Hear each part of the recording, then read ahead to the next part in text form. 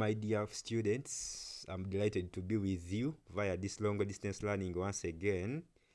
Today I've decided to bring you this worksheet. It is very interesting. I know you'll enjoy it. So to remind you about Kirchhoff's laws, we have two laws. We have the current rule and the voltage rule.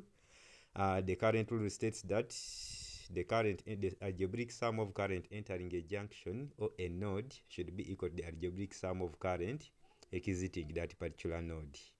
And we also have Kirchhoff's voltage law, which states that the sum of all the potential drops across any closed loop circuit should be equal to 0, or should be equal to the sum of all EMFs across that particular circuit.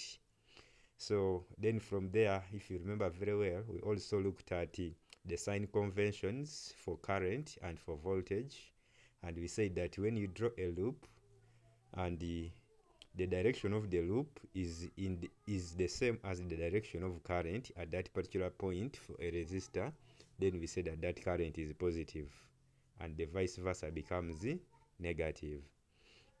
Then we also said that for voltage to be negative or positive, if current is moving, if you draw a loop and its direction is coming from the negative terminal towards the positive terminal, then that voltage becomes positive. But if the loop's direction is coming from the positive towards the negative, then the loop's direction, then the voltage sign becomes negative.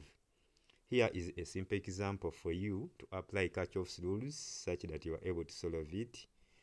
That is an example. You should be able to find the current passing through each resistor of 100 and 200 ohms, among others. And then there here you will have to look at that. Then here there are some questions. There are 5 of them.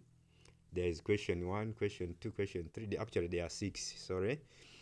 So they want us to find all the currents and voltages across each resistor and cell or battery in the following circuits. So we should be able to find, for example, in number 1, we should be able to find the EMF, this epsilon. Then we should be able to find the current I1 and I2, which are passing through the 3 ohm resistor and the 4.5 ohm resistor respectively. We should also be able to find the currents for question number 2. We should be able for question number 3, question number 4, number 5, and number 6.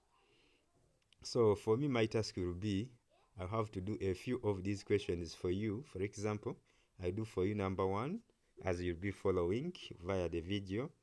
Then number 2 is very similar to number 1. I think I can skip that.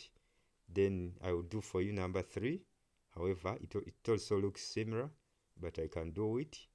I do number 4, this one here.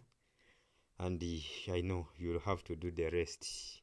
Thank you very much. So in my next video, I'll be trying out these questions for you.